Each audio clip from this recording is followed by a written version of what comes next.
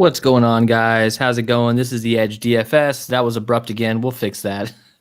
Tyson Smith joined by Ellie Hernandez. We're doing Showdown NBA Thursday night basketball. Pelicans versus the Jazz, aka the Nuggets. I don't know. I get those teams mixed up all the time, by the way. What is it? The Colorado? Yeah. No, I mean, never mind. Colorado Jazz and the Denver Nuggets. Yeah, same thing. Same team. Thanks for joining us, guys. We appreciate it. We had a couple days off. We appreciate you hanging in there with us. We usually, when we had some time off, we were doing shows every single night. Now it's going to be a little bit scattered, but we'll be there for you guys for sure. Ellie, what's going on, man? How are you? I'm in the middle of the desert in a hotel, as you can see, a little bit of a different background. But what's going on with you? Is it cold as shit where you're at? Yeah, it is, man. I swear to God, I just need some sun for a little bit. I don't want to be cold to my bones for 10 minutes, and then it can go back to doing what it is. In Arizona over here in the fucking snow. Yeah. Strange, a little strange. All right, so what game are we doing? This is Pelicans and the Jazz. All right, let's look at the biggest lines here. So the Pelicans are 5-8, not doing great, but I think they have some upside. Maybe they can fight for an 8 seed this year. We'll see how they do. If Zion can step up, if Ingram can step up. The Jazz are one of the best teams in the Western Conference. They're rocking 6 straight wins at this point. They're minus 275 money line, and they're minus 7 favorites with a 216.5 total. These teams played on Tuesday. Utah won 118-102. I think Utah, I didn't watch that game, but Utah seemed to handle them pretty well. And look, Utah can win their 7th straight game. I think they're on a roll here. So if you're New Orleans, I mean, this is something we have to think about for fantasy. If New Orleans just didn't play well, maybe they'll keep the same sort of concepts that they did on Tuesday. But why would you just keep the same game plan and get your ass kicked again? Maybe they'll change up their rotation. It's going to be impossible to know. But at least something to consider, that maybe some guys who didn't get the minutes might actually maybe get minutes. I don't know. Is there any reason to think that way? And what are your thoughts just on this game in general? Can Utah just blow this team out again? Yeah, I definitely think it's possible. I think Utah's strengths defensively are inside the paint, right? And that's kind of what New Orleans excels at, right? With Zion and Brandon Ingram. I think that poses some problems, and they're going to have to rely a little bit more on their perimeter shooting. And it's not like Mike Conley's a scrub defensively, right? He's one of the top defenders in the league as well. So I definitely think Utah is in a position to put some pressure on the Pelicans here. They're the Pelicans now, right? They're not the fucking Hornets. I don't know. Or is that Charlotte?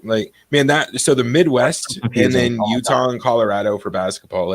They need to have a roadmap.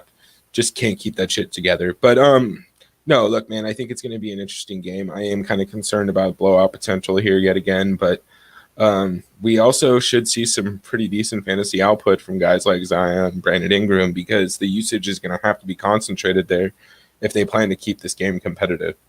So I don't know, man. It'll be interesting. So, I mean, look, this is going to be a slow-paced game. Utah's 25th in pace. New Orleans 26th in pace. Utah is 8th in offensive rating, so they're pretty efficient. They're a pretty good offensive team. They're just a little bit slow. When it comes to New Orleans, they're 18th in offensive rating, so not doing great. And they're not good at defense either. They're 21st in defense. On the other hand, Utah is 6th in defense. So I expect Utah to, slow the game down, play good defense, and just win this game. The question here is, can this game stay close enough in the fourth quarter so we don't get any weird rotation things? Hopefully we don't have a blowout here. We've seen a lot of that in the NBA this year. Maybe, I'm hoping we can avoid that, basically, pretty much. So when it comes to injuries, there are no injuries. So we'll just move on for that. Thank God. I think Favors was probable or something. He was questionable, and then now he's probable. So there's not even really any reason to note that. So let's look at the starters. So we got Lonzo Ball, Bledsoe, Ingram, Zion, Steven Adams. You got Mike Conley, Donovan Mitchell, Bojan Bogdanovic, Royce O'Neal, Royce the 5'9", and we got Rudy Gobert, Mr. COVID himself. So look at Jordan Clarkson here, and we got Nickeil Alexander-Walker and Jordan Clarkson. Now, NAW is 4.9K. Actually, that's not right. That's from the main slate. Well, let's look at the price. Do you have prices up? Can you pull that up real quick? Yeah. So Nikhil is. Let me switch to Showdown, bro. Yeah, there you go.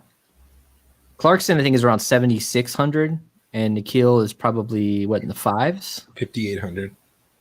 So, look, obviously the starters here we can talk about when we pull up the Excel sheet and we get into the breakdown. We can talk about this, but when it comes to guys off the bench, Nikhil Alexander-Walker not doing bad lately. I mean, the dude's got he had 31 minutes on Tuesday. We saw him go off. What was it, last week? He's playing the best out of these guards. So off the bench, his usage is going to be pretty high. Do you like Clarkson or NAW as a tournament option? Like, which one do you like better based on pricing? Based on pricing, I think I'd probably go with Nah. But if you can afford to get to him, I have no issues with Jordan Clarkson. I think he's going to come in a little bit lower owned than we would normally expect, with Joe Ingles being active and getting his minutes right. So I think that does take a little bit away from him. But I still like Jordan Clarkson. I think both are viable plays, just completely transparent. I mean, Clarkson is projected for around 27 minutes. He got 29 on Tuesday. He ended up with 36 fantasy points. Pretty good game for him overall. But like you said, Ingles is going to maybe take some minutes away from him. So we'll see how that goes. Let me get back to my screen here. Sorry, I'm all over the place. So anything else to add? Royce O'Neal, is he maybe Bogdan or Royce O'Neal from this team? Like, which one is your least favorite out of the starters for the Jazz?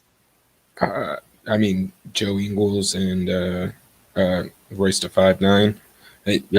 I think they're just dependent. Yeah. Yeah, they're dependent on other stuff. Now, don't get me wrong, they can absolutely get there, especially when they're clicking on all cylinders, because they're dropping threes, they're getting defensive stats, right? They're getting boards. But there's a good chance they end up with a big fat zero as well. So I think they're viable in GPP, but I'm probably not going to get there.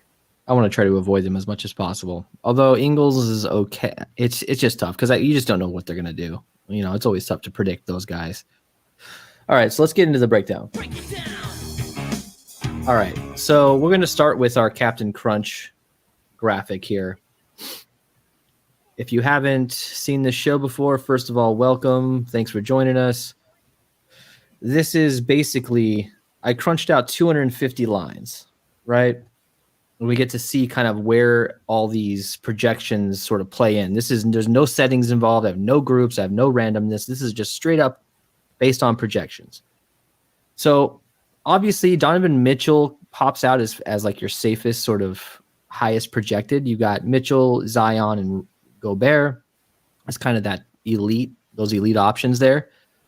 But you're sacrificing a little bit of ceiling. You're sacrificing some minutes, something like that. And then if you look at Steven Adams, he's not projecting out well, but he allows you to pair the most starters in the flex.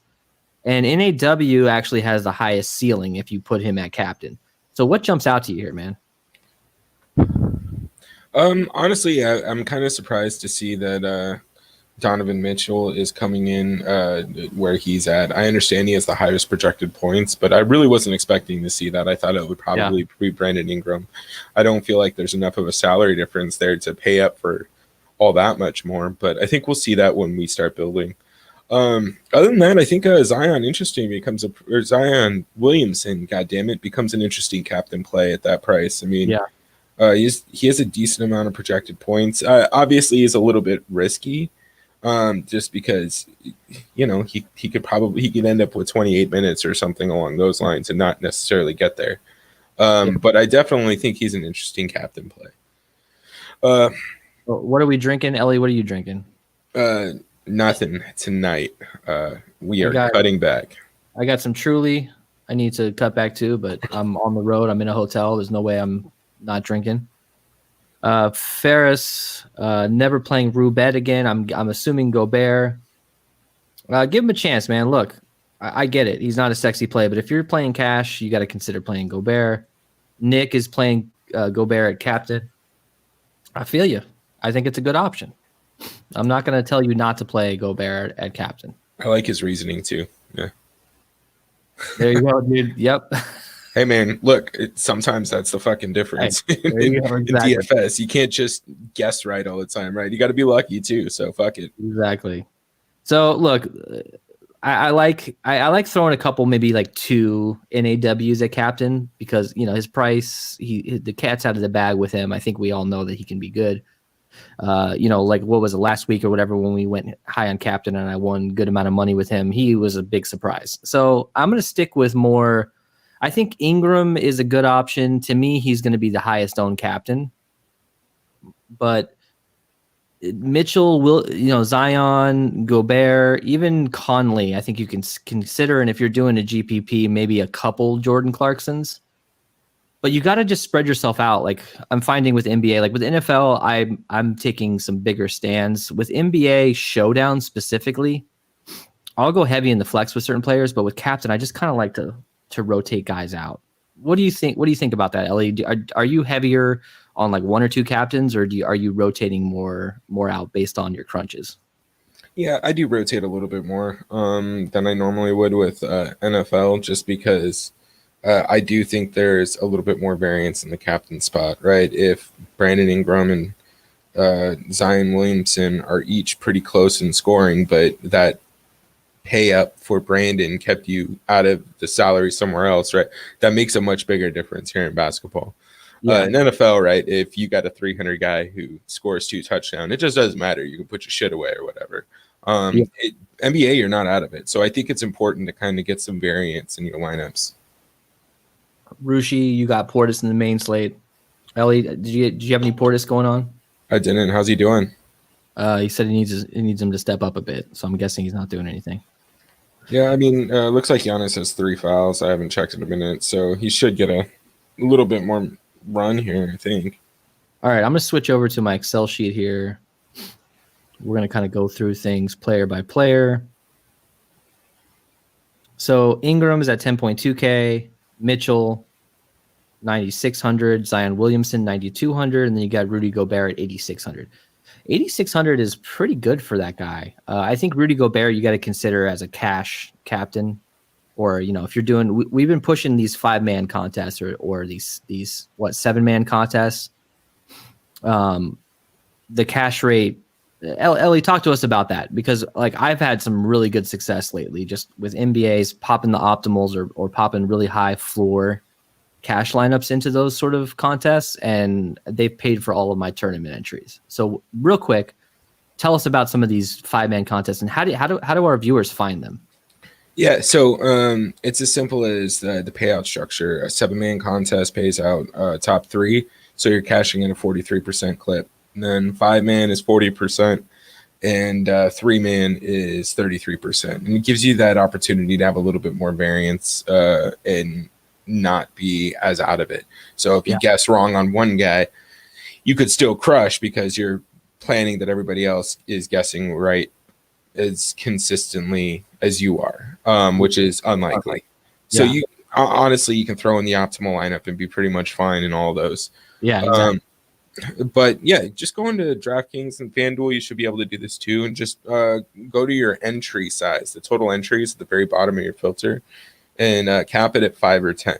You need to do 10 to find the 7-man contests, but they're rare and they're few and far between. Just focus. Honestly, I prefer the 5-man if the 7-man's not there, just because you get that 40% chance to cash. And even if you get second place, if you do a 5-man, it's like $750. So it's not a bad payout. So Rushi is asking Ingles or NAW or Conley and Favors. I'm likely to go Ingles and NAW for GPP.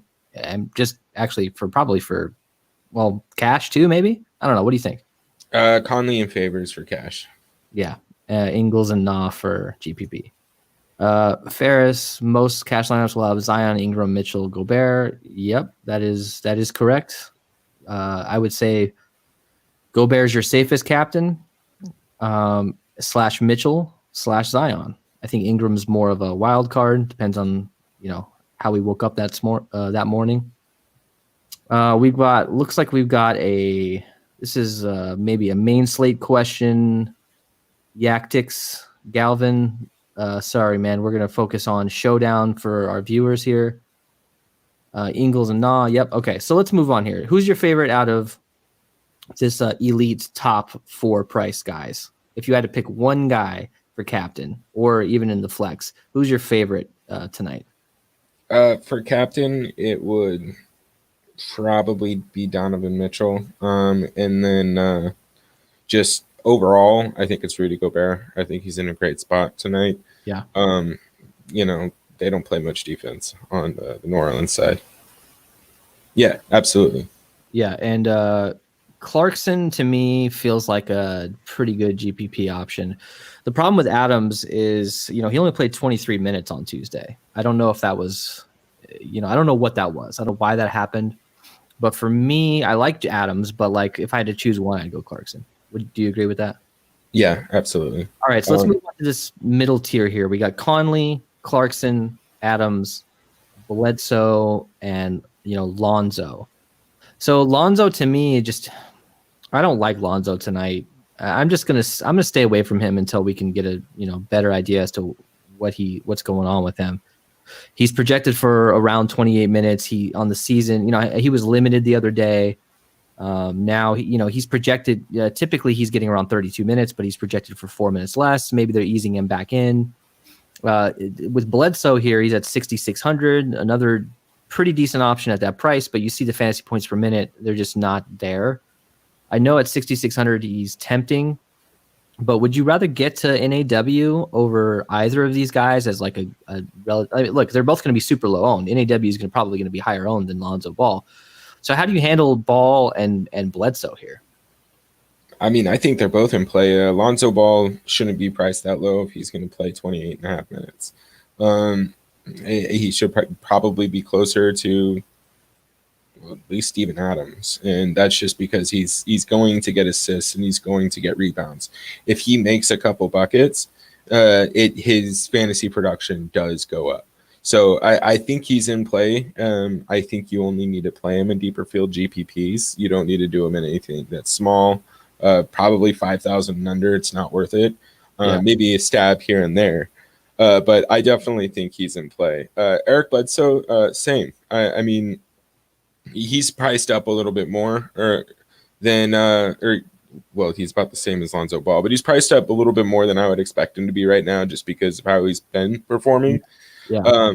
But again, he could get run with the twos.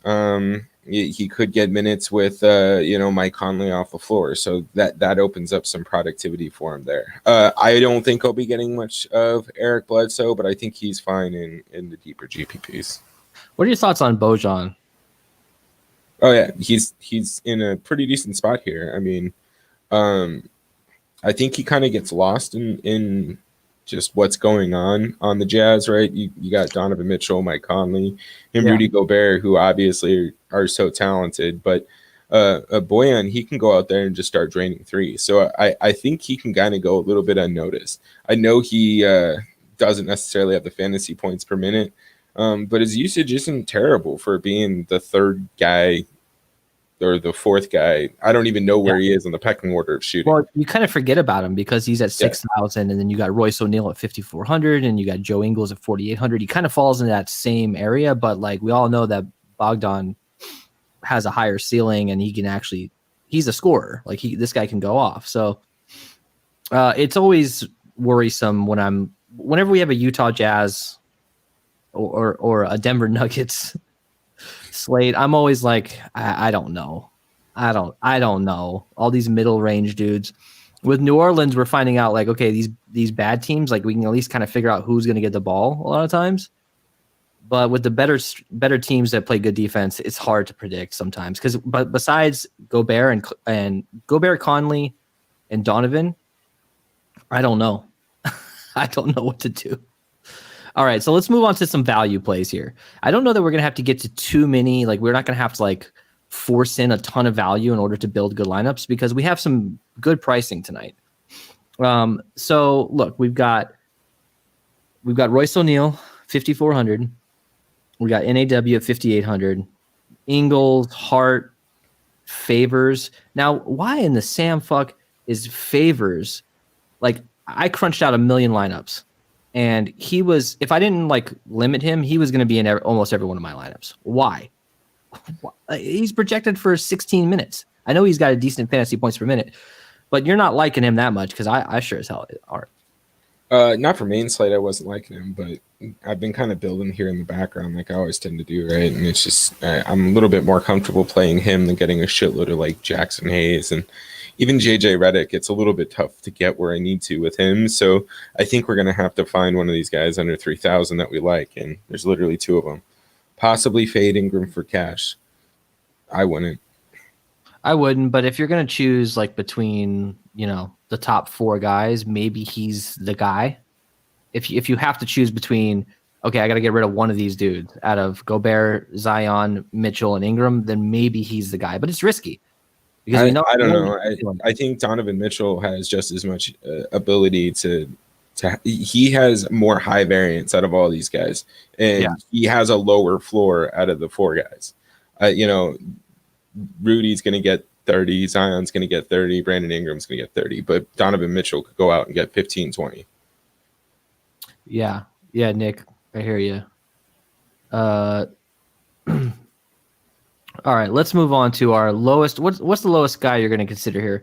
I made a mistake Jackson of playing Hayes. Yeah, I made a mistake of playing Jackson Hayes the other day, and look, he's tempting because if you look at sort of his fantasy box score, if he can get there, but it's probably not. He's probably not going to get the minutes. I mean, against Utah, he had 15 minutes, and it was a lot of garbage time minutes, and he only had 2.75 fantasy points. Now, throughout the season, he'll get you an 18, he'll get you a 19, and look, tonight maybe he'll come out and crush it. But like, I'm not willing to go down that road again. I'm not like I think the lowest guy I'd be willing to play is Redick, and I'm not going to go. I don't have any Derek Favors. It's risky, but I mean, I'm not that scared. But like, Redick is a guy that I'm okay with because we all know if he gets hot, then he can go off. But I'm not going to go with pretty much any Favors, any Hayes or any Nang. I don't know, whatever the fuck that guy's name is. Josh Hart at 5K. What do you think about him? I mean, sure. Again, it's just going to be tough getting to him. If you start paying up for some of these guys in the 5K to 6,600 range, then you got to think about which one of these guys you're not playing at the top end. So it's going to be interesting. I think when we get into the build, that's where you and I are going to differ a little bit here. I have no problem taking shots on Jackson Hayes. He's going to get 12 minutes at the center position, like a type, kind of like Kevon Looney type situation. It's only 12 and a half minutes, and he's priced up, but I don't think he's a terrible dart throw. So we'll see when we start building, and I think we're going to have to both adjust a little bit. It's tough, I think. Hayes is dangerous, but if he gets some usage and he actually is out there playing, he can go off. It's definitely possible. All right, so let's get into our favorite captain choice here. Oops, wrong button. Now, if you want to crown them, then crown their ass. We're crowning their ass on DraftKings. This is no surprise here. I like Zion for tournaments. I like Gobert for cash. Ellie, you like Mitchell for tournaments, I'm assuming? Yeah, I like Mitchell for tournaments. And just as a side, I also like Ingram and Gobert and Zion. But look, I think you have to focus on those top 4 guys. Just whoever you like the most, play. Use your own brain and like figure out who you like the most. Because I personally only think Zion can go off. You think Mitchell can go off. There's no wrong answer here. Yeah, absolutely. And look, I think kind of the reasons we just talked about. I think Donovan Mitchell is a little bit more of a GPP type play. Zion, Brandon Ingram, and Rudy Gobert would be more cash plays for me. If you go Zion, you could still fit Gobert, Mitchell, Clarkson. Yeah, I mean, again, you're going to have to pay down somewhere, so you're probably at Derek Favors at that point, and then getting Boyan or something along those lines. So. I think we'll build with that too. But yeah, man, I think Donovan Mitchell just has a very good ceiling, and I think he has an opportunity to put up some points if the Pelicans come out and trying to defend the paint a little bit better than they did last time. I'm not going to claim a narrative aspect here, but look, what's his bucket from? Why am I blank on this guy's name? He called him out. Karl Malone. Karl Malone called out Zion for not playing enough minutes and said he should be playing 40 minutes at that age, even though at at his age, he was only averaging 30 minutes. Anyways, I'm not going to claim narrative here, but like I think Zion is, he needs to come out and play well. This team needs him now more than ever. So I'm just going to stick with a little bit more Zion than usual. Yeah, I need to go back and check now. I forgot about that shit. Yeah, it's not. I mean, look, I'm not going to. First overall draft pick, man. I'd be pissed off. Like, you got to fucking. Yeah, exactly. Rushi, Zion captain. Yep. Yeah, I think that's a solid lineup, actually. Sleeper, yeah, I feel you. I don't dislike Adams at all. I'm just pointing out that this same matchup, he only got 23 minutes. All right, so let's go to a lineup build, dude. You want to do it? Yeah, fuck yeah. All right, let me switch over to you. Cool. So give us the optimal. Actually, don't even lock in a captain. Let's just unlock everything and give us a straight up optimal lineup. It'll get rid of it if you hit optimize. Yeah, there you go. So you see, good old favors here. Yeah, so that's the optimal. So, I mean, I don't hate this as a cash lineup. I personally just don't like favors that much, but that's just my own personal preference. I think for cash, you could probably go with him. Actually, let's see. Steven, let me read this off. I'm looking at my Excel sheet. Mitchell, Favors, Adams, Conley, Gobert, Zion. Is that the same lineup that you have? Yeah. That's my cash lineup. So, like I said, I'm fading Favors in GPPs and I'm playing them in cash, and that's a good strategy. I mean, you're hedging against yourself. If Favors goes off, you have him in cash and you can make back some of your money.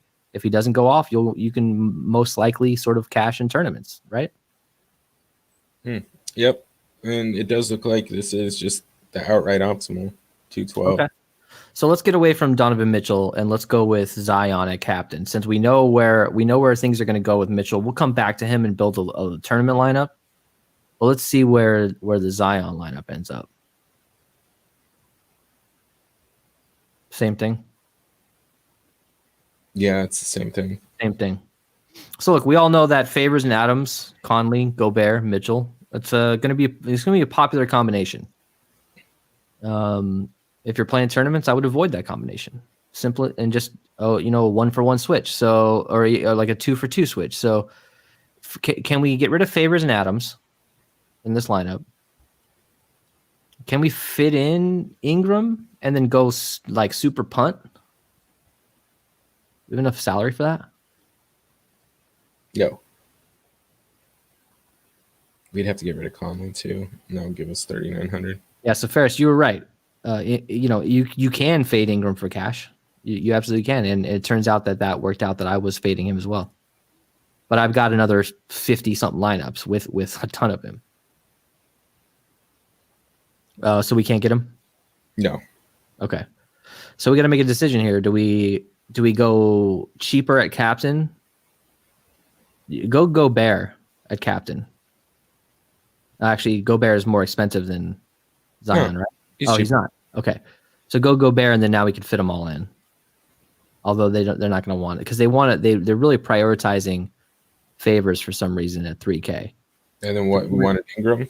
Yeah, let's see if we can get Ingram in. See if this is even possible. Get rid of Favors. And then what? Conley. We've got 8,100. No, we can't do that. We're gonna have to punt. So go to NAW for this lineup.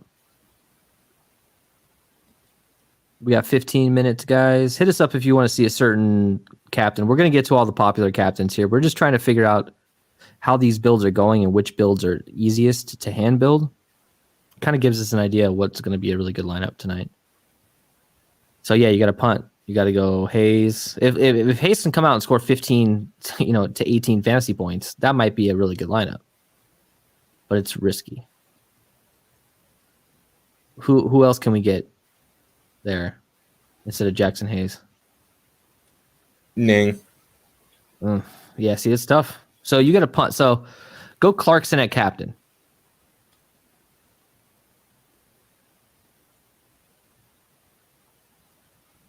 Me personally, I'm going Ferris. I would like the safest play, in my opinion, is going to be Gobert at captain. That's just me. But also Zion's a pretty good option. So Clarkson, Favors, Conley. So get rid of Favors. We're doing tournament builds here. Like we'll optimize, and that's kind of what's the optimal. And we're going to pivot off of that and go with some different roster constructions here. So in tournaments, I actually don't mind fading Rudy. You want to fade Rudy and keep Conley and not in every lineup, but like at least for this build, let's go Mitchell, Conley, Zion, and Ingram. Leaves us with Jackson Hayes. Yep. He's the key, man. If Jackson Hayes can do anything, you can win a lot of money. But like, I just don't think it's going to happen. I really don't. About this.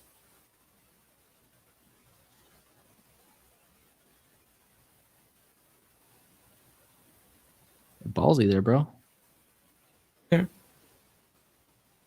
It's a good tournament. It's good though.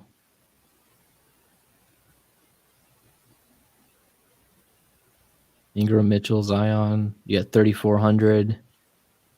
Ooh. Bogdan's scary, but like that's actually like one of my favorite lineups that we've built. I mean, you can even come off Ingram if you want. Don't go Bear, and then what do you want to do with Redick? Got 5,800. Stand by, Ferris. We'll get you a Zion cash lineup. 1 second. There you go.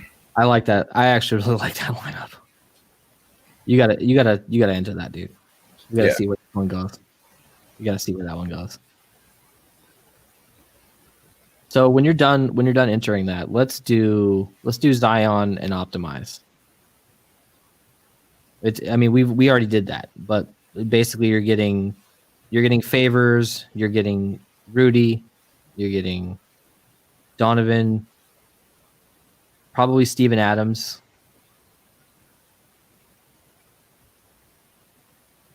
Okay. You said Zion optimize? Zion optimize and see what it pops out.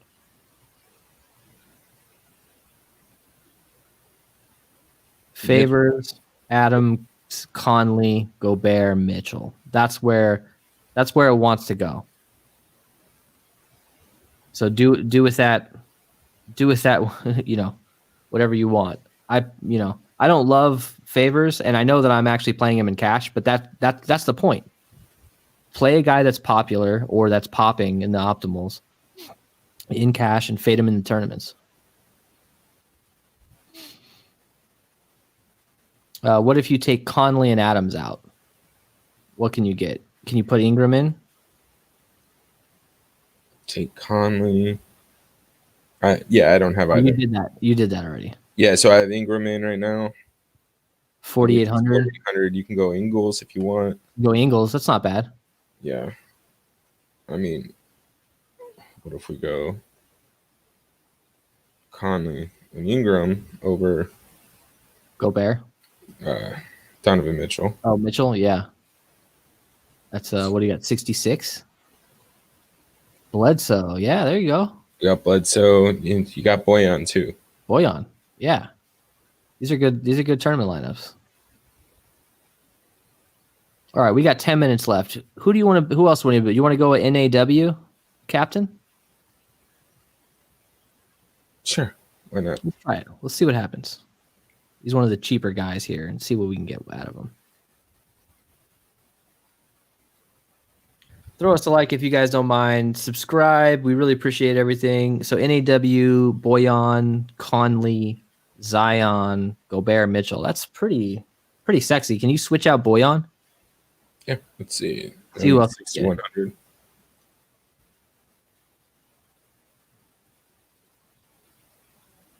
Nick's going Zion captain, Mitchell, Gobert, Clarkson, NAW, Ingles. Yeah, I like that. Ingles is always I don't know. You don't know if you're going to get 15 out of him or you're going to get 30. That's kind of his range, I feel like. But it's not a bad lineup at all. NAW, Hart, Conley, Zion, Gobert, Mitchell.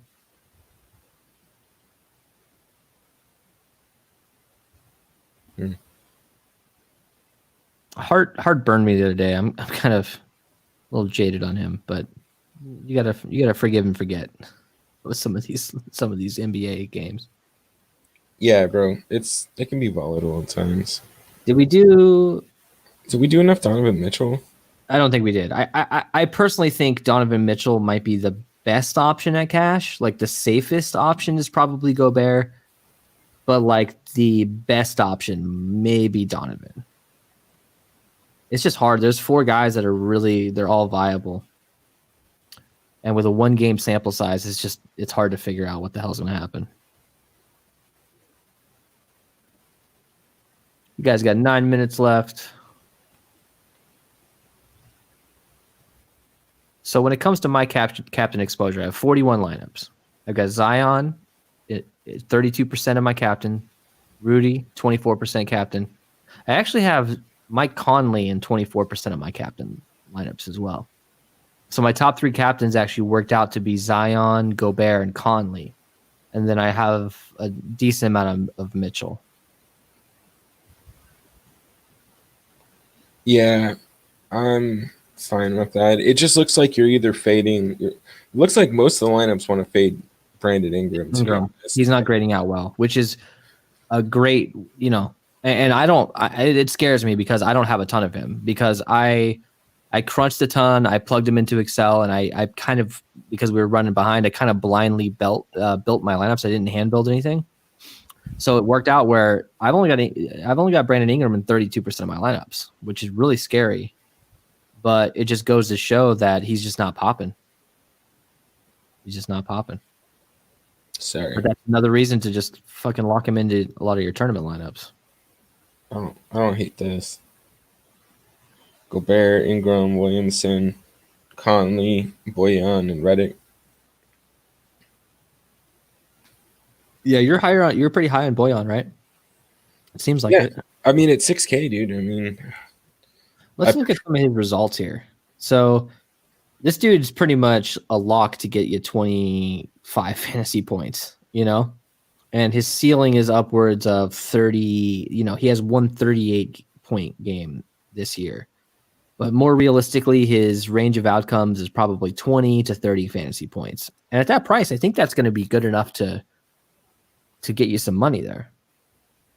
Yeah, absolutely, dude. I mean, all he has to do is drain a couple threes, and he's automatically pretty. He has at least 3 3-pointers in his last 4 games. I think that was the stat. So look, he's 6,000. He's cheaper than Bledsoe. He's cheaper than Ball. He's cheaper than Steven Adams, and he's a little bit more expensive than Royce to 5'9". I think you got to consider Boyan a little bit more with your tournament lineups, and even cash, don't you think? I mean, he's got a safe floor. He's got a safe range of outcomes, don't you think? Yeah, I mean, I just don't think. I don't think he's not going to pay off that price tag, and I'd rather pay a little bit more for him than have to play Joey Ingles or Royce. Oh yeah, O'Neal, whatever his name is. Yeah, exactly. All right. So Ellie, how many lineups do you have tonight? 9. You got 9? Yeah. How are you handling this when it comes to your lineups? I know you're doing a lot of hand building during the show. I used to do that, but I was a little too distracted. Are you just hand building during the show and entering? Yeah, and I hand built a little bit before the show too. I kind of wanted to see what the builds look like. So I got a couple lineups in that I like there. But my strategy is a little bit different tonight. I'm going to be attacking some of the satellites. That sounded really fucking dumb. But I'm gonna be entering into some of the satellite contests because I think you can pretty much just go throw a couple optimals in some of those and come out with a $25 Millie Maker ticket, right? No, so sure. I think those are interesting contests to get involved in, especially at 10 cents, 25 cents. So let's talk a little strategy here, all right? I mean, like we're all for building lineups and talking picks, but I think the real thing we need to dig into is actually how do you allocate your cash lineups versus your tournament lineups, and how much money do you spend on that kind of stuff. For Showdown, it's a little harder to build cash lineups. Like me personally, I just don't love doing a lot of cash for Showdown because there's just so much variance. Like if it was a 10-game slate, bring it on. Even the 4-game slate tonight, I did a ton of cash. But for one single game, cash is a little bit harder to hit on, don't you think? Yeah. I mean, it can be, but I think people are overthinking a little bit when they start entering cash games on the Showdown slates. I think they understand that getting different is more important because the chalk is so much more obvious. And honestly, I've gotten kind of lucky just by playing some optimals in those contests. Yeah. Like I was the only one with, I don't know, it was a ridiculous captain the other night. I was the only one with that captain in my 5-man. Everybody else was running some like 6K guy. And I won by 30 points because nobody fucking ran the optimal captain. Yes. Well, and this is what I told you before. Remember, like, I think I won for a week straight.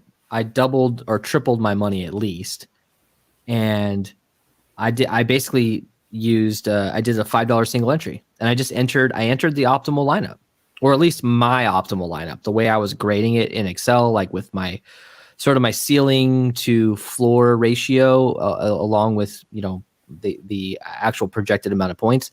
It's an easy way to get to pay for all your other tournament lineups, don't you think? Like, remember how I was telling you, like, you did that too, and it was like almost free money. Yeah, especially in the contest that nobody's playing in. What was it, Monday? There was 3 random fucking games. Yeah, I mean, me too. Like, yeah, exactly. I think everyone can agree with that. Yeah. Yeah. So that's something to consider. Like, think about single entries for showdowns. Like me personally, I'd rather do a single entry tournament with 2,000, 5,000 people in it for $5, and just basically play that instead of cash, because I feel like everyone is just saying, okay, I have to be so different when it comes to a tournament, but you don't really need to be that different in a single entry. You could still have one dud and still cash, don't you think? Yep. Do people put in cash in lineups for 50-50? So cash is 50-50s. It's double ups. So the difference between double ups and 50-50s, obviously, it's very small, but double ups. Explain the difference there, Ellie, real quick. Double ups cash at the top 40% of the field, and you double your money. 50-50s, you get 50% of the field, and it's pay like the rate. 90% return. Yeah, you have to pay the rate. Yeah. So that's over cash and head to head. So when we say cash, that's what we're talking about. And head to heads are, I think, are a little bit different because there might be a slightly different strategy. I don't do a ton of head to heads. Do you do a ton of head to heads, Ellie? No, I don't. I like 7, 5, and 3-man contests. Head to heads are fine, but you're absolutely right. You do need to approach them a little bit differently, just because you can't enter the optimal. If the other person is using the optimal, right? You just need to have one person who's slightly less projected ownership in a head-to-head, but those are definitely fine. From there, you can just build off of floors. Look, let me give you guys some advice here. Like, and pretty much, I'm telling you guys you're probably going to end up in the same tournaments as Ellie and I, and you're probably going to take some of our money, or we're probably going to split money. But enter 5-man contests under $5. Do $1 5-man contest, do $2 5-man contest, and do a shitload of them.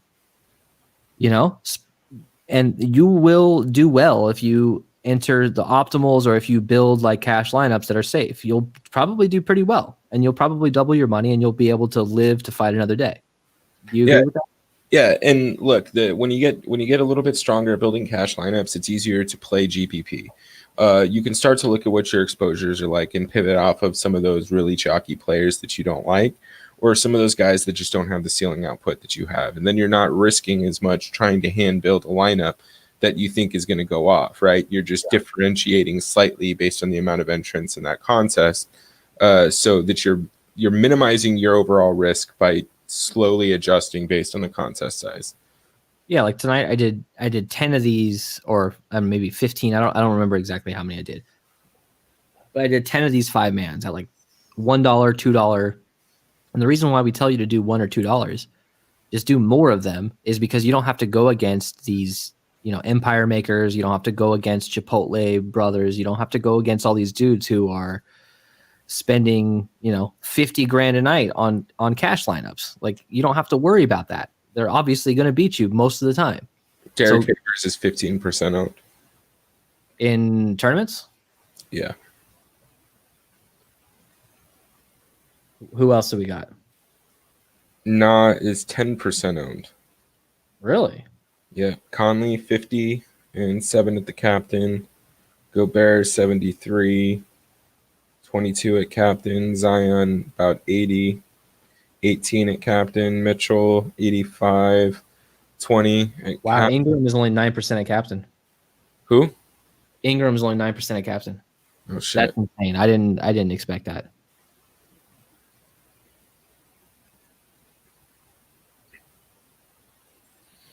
I think you have a safer floor. I mean, a safer lineup, but if those guys could absolutely crush you, but there's a chance that Redick gets you fucking 10 fantasy points, or gets him 10 fantasy points. Yeah, Redick could do nothing. Favors is going to get 14 minutes and 3 rebounds if he doesn't. Like, what the fuck is he doing? He's a center. Like, he stands under the goddamn hoop. You know what I mean? Like, yeah. All right, guys, thank you for joining us. We really appreciate it. We're probably not going to be able to do an NBA show tomorrow. I'm traveling back and forth, so bear with us, guys. We appreciate it, but we will have 2 showdown videos for the AFC and NFC championships this weekend. So make sure you're subscribed. Make sure you have your notification bells on.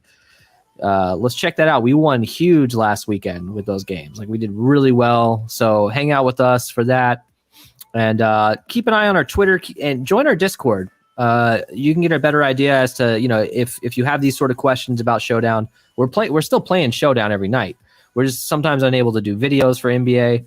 So join the Discord, check us out there. We can chat about, some of our favorite picks and talk about our exposures and things like that. But we really appreciate you guys joining us. Throw us a like on the way out. Ellie, can we hit the over on this game? Yeah. On Tuesday, the over was like, 216 or something, and they hit the over, and it was 218, and now it's at 216. I think they can hit the over tonight. Yeah, do you agree? We get the over. I think it should be a little bit more competitive than it was last time around. So, all right, good luck, guys. Thanks a lot. Hit us up on Twitter. Join the Discord. We'll see you later.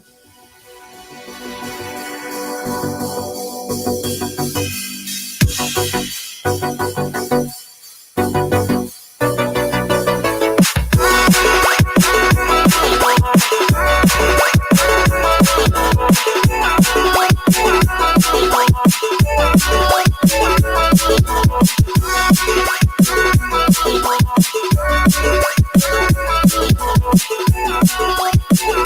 be right back.